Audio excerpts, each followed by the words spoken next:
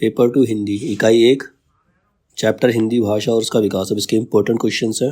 पहला क्वेश्चन है, संविधान के किस अनुच्छेद में देवनागरी लिपि में लिखित हिंदी को संघ की राजभाषा घोषित किया गया है? तो आंसर है 343। संविधान के 343 अनुच्छेद में देवनागरी लिपि में लिखित हिंदी को संघ की राजभाषा घोषित किया गया है। क्वेश्चन नंबर 2, भारतीय संविधान के किन अनुच्छेदों में राजभाषा संबंधी प्रावधानों का उल्लेख किया गया है? तो उसका आंसर है 343 से 351, 343 से 351 तक, 343 से 351 तक के अनुच्छेदों में राजभाषा संबंधी प्रावधानों का उल्लेख है। क्वेश्चन नंबर 3, निम्नलिखित में से कौन सा पश्च स्वर है? तो इसमें आंसर है इसका आ, बड़ा आ। बड़ा जो आ है वो पश्च स्वर है। हिंदी भाषा के विकास का सही अनुक्रम कौन सा है? हिंदी भाषा का जो विकास हुआ उसका सही सीक्वेंस क्या है? सबसे पहले आई पाली, पाली के बाद प्राकृत, पहले पाली, पाली के बाद प्राकृत, प्राकृत के बाद अपभ्रंश और उसके बाद हिंदी। ये इसका सही अनुक्रम है, सीक्वेंस है। हिंदी भाषा के विकास का सीक्वेंस है पाली, प्राकृत, अपभ्रंश और हिंदी। क्वेश्चन नंबर 5, निम्नलिखित वर्णों को उनके ध्वनि गुणों के साथ सुमेलित कीजिए। जैसे क का ध्वनि गुण क्या है? क का ध्वनि गुण है अघोष अल्प प्राण, ख का है अघोष महाप्राण, ग का सघोष अल्प प्राण और घ का है सघोष महाप्राण। तो ये इसके ध्वनि गुण है। क्वेश्चन नंबर 6, निम्नलिखित हिंदी के भाषाविदों को उनके ग्रंथों के साथ सुमेलित कीजिए। भाषाविदों के नाम दे रखे हैं, मताचार्यों के नाम है, उनके साथ उनके ग्रंथों के नाम दे रखे हैं। पहले हैं कामता प्रसाद गुरु। कामता प्रसाद गुरु का जो ग्रंथ है वो हिंदी व्याकरण है। कामता प्रसाद गुरु का ग्रंथ हिंदी व्याकरण है। किशोरी दास वाजपेयी का हिंदी शब्दानुशासन। उदय नारायण तिवारी, इन्होंने लिखा हिंदी भाषा का उद्भव और विकास। फिर है राम विलास शर्मा का है भाषा और समाज। तो ये इनके ग्रंथ हैं। क्वेश्चन नंबर 7, मुंडा भाषा परिवार का क्षेत्र कौन सा है? तो मुंडा भाषा परिवार का जो क्षेत्र है वो है छोटा नागपुर। क्वेश्चन नंबर 8, इसमें हमें मिलान करना है। जैसे स्वर ध्वनियाँ कौन सी हैं? स्वर ध्वनियाँ हैं अंग, बड़ा अंग, ए ओ, ये स्वर ध्वनियाँ हैं। ठीक है। फिर तालव्य ध्वनियाँ कौन सी हैं? च, छ, ज, झ, ये तालव्य ध्वनियाँ हैं। फिर अल्प प्राण ध्वनियाँ हैं क, त, प, ट और अघोष ध्वनियाँ हैं ख, ठ, थ और फ। ठीक है। इसके बाद है क्वेश्चन नंबर 9, बोलियों को उनके बोली क्षेत्र के साथ सुमेलित कीजिए। सबसे पहले ब्रज भाषा कौन से क्षेत्र में बोली जाती है? ब्रज भाषा बोली जाती है अलीगढ़ में। ब्रज भाषा अलीगढ़ में बोली जाती है। भोजपुरी छपरा, यानी कि बिहार के अंदर, बिहार में जो छपरा जगह है वहाँ पर भोजपुरी भाषा इस्तेमाल की जाती है। मैथिली इस्तेमाल किया दरभंगा, ये भी बिहार के अंदर, दरभंगा भी बिहार में, वहाँ मैथिली बोली जाती है। अवधी बोली जाती है सुल्तानपुर में। ठीक है, ये भाषा थी और उनके भाषा क्षेत्र हैं। तो ब्रज भाषा अलीगढ़ में है, भोजपुरी है छपरा में, मैथिली का भाषा क्षेत्र है दरभंगा और अवधी का भाषा क्षेत्र है सुल्तान। फिर क्वेश्चन नंबर 10, भारतीय भाषाओं को भारतीय संविधान की किस अनुसूची में शामिल किया गया है? तो उसका आंसर है अष्टम, यानी कि 8वीं। भारतीय भाषाओं को भारतीय संविधान की 8वीं अनुसूची में शामिल किया गया है। क्वेश्चन नंबर 11, ग्रिम नियम किस भाषा की ध्वनियों से संबंधित है? तो ग्रिम नियम जो है जर्मन भाषा की ध्वनियों से संबंधित है। क्वेश्चन नंबर 12, इन बोलियों को उनके बोली क्षेत्र से सुमेलित कीजिए। अब बोलियां दे रखी है, उनके बोली क्षेत्र दे रखे हैं। तो सबसे पहले दे रखा है बांगरू जो बोली जाती है रोहतक, हरियाणा की भाषा है। वहाँ बांगरू जो है तो रोहतक हरियाणा में पड़ता है, तो बांगरू जो है रोहतक की भाषा हुई। भोजपुरी है छपरा, ऊपर भी पढ़ा था, भोजपुरी छपरा की भाषा है। ठीक है। कुमाऊनी जो है वो अल्मोड़ा की भाषा है। कुमाऊनी जो पहाड़ी भाषा होती है अल्मोड़ा में बोली जाती है, कुमाऊनी जो है अल्मोड़ा की भाषा है। फिर खड़ी बोली मेरठ की भाषा है। ठीक है।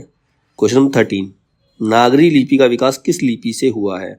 नागरी लिपि बाद में आई, इससे किसका विकास किस लिपि से हुआ था? उसका विकास हुआ था ब्राह्मी लिपि से। नागरी लिपि का विकास ब्राह्मी लिपि से हुआ था। क्वेश्चन नंबर 14, निम्नलिखित बोलियों में से कौन सी बोली उत्तर प्रदेश में नहीं बोली जाती? तो यूपी में कौन सी बोली नहीं बोली जाती? अवधी, खड़ी बोली, मैथिली, ब्रज। मैथिली जो है वो यूपी की भाषा नहीं है, मैथिली बिहार की भाषा है।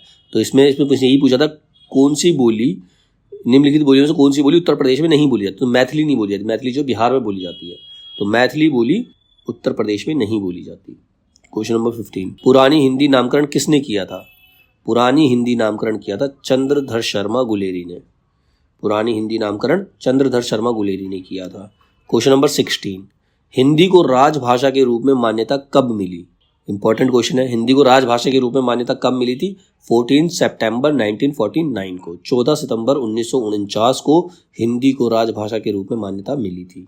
क्वेश्चन नंबर 17, निम्नलिखित बोलियों को उनके भौगोलिक क्षेत्र के साथ सुमेलित कीजिए। ये कौन से भौगोलिक क्षेत्र से रिलेटेड है? जैसे पहली बोली है हड़ौती। हड़ौती जो है वो राजस्थान से है, ठीक है। बघेली, बघेली मध्य प्रदेश की है। गढ़वाली, गढ़वाली उत्तराखंड में बोली जाती है। कन्नौजी, कन्नौजी उत्तर प्रदेश में बोली जाती है, ठीक है। तो सुमेलित करना, जैसे गढ़वाली है, गढ़वाली नॉर्मली सबको पता है उत्तराखंड में ही बोली जाती है, तो वहां सुमेलित करें तो आंसर ऑप्शन मिल जाता है हमें। तो मैं एक एक का बताता हूँ। हड़ौती जो है वो राजस्थान की है, बघेली मध्य प्रदेश की है, गढ़वाली उत्तराखंड, कन्नौजी उत्तर प्रदेश। क्वेश्चन नंबर 18, निम्नलिखित विधि के क्रिया रूपों को उनकी बोली के साथ सुमेलित कीजिए। अब उसमें भाषा का शब्द दे रखा है और फिर बता रहे कौन सी बोली का है ये शब्द। पहला करो, करो जो है वो बांगुरी का है, बांगरू, बांगरू का उच्चारण, बांगरू बोली से उच्चारण आता है। करहु, करहु जो है वो अवधी भाषा का है। करो, करो जो है वो ब्रज भाषा का है। और करा, करा जो है वो भोजपुरी का है, ठीक है। तो ये शब्द के प्रोनाउंसिएशन है कि ऐसे प्रोनाउंसिएशन कौन सी भाषा में किए जाते हैं, तो वो बताया इसमें। फिर क्वेश्चन नंबर 19, पाणिनि ने किस ग्रंथ के द्वारा भाषा को एक रूपता देने का प्रयास किया? तो पाणिनि का जो ग्रंथ था वो अष्टाध्यायी था। अष्टाध्यायी हमने पहले पढ़ा हुआ है कि पाणिनि ने अष्टाध्यायी ग्रंथ लिखा था। तो उसने क्वेश्चन यही पूछा, पाणिनि ने किस ग्रंथ के द्वारा भाषा को एक रूपता देने का प्रयास किया? तो आंसर है अष्टाध्यायी। अष्टाध्यायी पाणिनि का ग्रंथ है, तो उसी के द्वारा उन्होंने भाषा को एक रूपता देने का प्रयास किया था। क्वेश्चन नंबर 20, शब्द रचना में किसका योगदान नहीं होता? तो शब्द रचना में पद का योगदान नहीं होता, ठीक है, क्योंकि पद शब्द से बड़ा होता है, तो उसमें शब्द रचना में उसका कोई योगदान नहीं होता। क्वेश्चन नंबर 21, निम्नलिखित में से किस शब्द के रूप में साधक प्रत्यय है? आंसर है लड़के। ऑप्शन दे रखा था बचपन, लड़के, मातृत्व, एकता। तो लड़के जो शब्द है इसमें शब्द के रूप में साधक प्रत्यय, ठीक, लड़के आएगा इसका आंसर। क्वेश्चन नंबर 22, निम्नलिखित काव्य पंक्तियों को उनकी भाषा के साथ सुमेलित कीजिए। जब काव्य पंक्तियां दे रखी हैं और बताना कि कौन सी भाषा की है। जैसे बोला जसुमती हरि पालने झुलावे। जसुमती हरि यानी कि यशोदा माँ जो है हरि को, भगवान को पालने में झुलाती है। जसुमती हरि पालने झुलावे, तो ये है ब्रज भाषा की लाइन। कृष्ण काव्य ज्यादातर ब्रज भाषा में ही है, या कृष्ण से रिलेटेड है तो ब्रज भाषा ही हुई। जसुमती हरि पालने झुलावे, तो ये ब्रज भाषा की लाइन है, ठीक है। तेही अवसर एक तापस आवा, तेज पुंज लघु बसय सुहावा। तो ये किसकी है? ये अवधि की, ये रामायण से ली गई ये पंक्ति। तेही अवसर एक तापस आवा, तेज पुंज लघु बयस सुहावा। ये राम के दर्शन के ऊपर ये लाइन लिखी गई है। तो ये रामायण जो है वो ज्यादातर अवधी भाषा से रिलेटेड है। तुलसीदास और रामायण अवधी भाषा से है और ब्रज भाषा से कृष्ण जी रिलेटेड करते हैं। तो ये अवधी भाषा की लाइन है, ये अवधी भाषा में काव्य लिखा गया है। फिर अतिरंग स्वामी सुमिली रति, बेटी राजा भोज की। तो ये काव्य पंक्ति में कौन सी भाषा है? डिंगल भाषा है। अतिरंगी स्वामी सुमिली रति, बेटी राजा भोज की, तो ये डिंगल भाषा की लाइन है। दखन है नगीना, अंगूठी है जग, अंगूठी को हरकत नगीना है लग। तो ये जो लाइन है ये दक्षिणी भाषा की लाइन है, ठीक है, समझ में आया। जसुमती हरि पालने झुलावे, ब्रज भाषा। तेही अवसर एक तापस आवा, तेज पुंज लघु बयस सुहावा, ये अवधी भाषा का है। अतिरंग स्वामी सुमिली रति, बेटी राजा भोज की, ये डिंगल भाषा का है। दखन है नगीना, अंगूठी है जग, अंगूठी को हरकत नगीना है लग, ये दक्षिणी का है, ठीक। क्वेश्चन नंबर 23, निम्नलिखित क्रिया रचना को उसके सही भाषा रूप से सुमेलित कीजिए। जैसे लिखा है इसने अयु, अयेऊ। अयेऊ जो है वो है अपभ्रंश का शब्द। अइल, अइल जो है वो भोजपुरी का है, ठीक है, अइल जो है वो भोजपुरी में आता है। आवा, आवा अवधी का है। आयो, आयो ब्रज भाषा है, ठीक है। क्वेश्चन नंबर 24, निम्नलिखित शब्दों को उनके संधि के नाम के साथ सुमेलित कीजिए। संधि बतानी है, जैसे निरोग, निरोग में विसर्ग संधि है। इसमें दो शब्द है, नी जमा रोग, तो इसमें विसर्ग संधि है। निरोग के अंदर विसर्ग संधि है। दीर्घकार, दीर्घकार के अंदर दीर्घ संधि है। सदाचार, सदाचार के अंदर व्यंजन संधि है। प्रत्येक, प्रत्येक के अंदर यण संधि है, ठीक है। इसके बाद हिंदी भाषा का संबंध किससे है? हिंदी भाषा का संबंध सौर सेनी अपभ्रंश से है। हिंदी भाषा का संबंध सौर सेनी अपभ्रंश से है।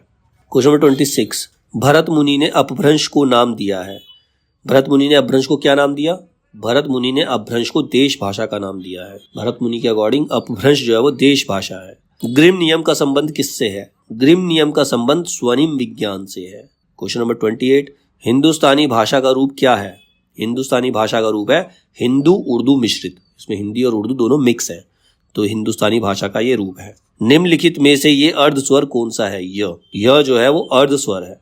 ठीक है। बोली का लघुत्तम रूप क्या है? बोली का लघुत्तम मतलब छोटा रूप, व्यक्ति बोली, जो एक व्यक्ति बोलता है वो उसका लघुत्तम रूप है। ठीक है। बोली का लघुत्तम रूप क्या है? व्यक्ति बोली।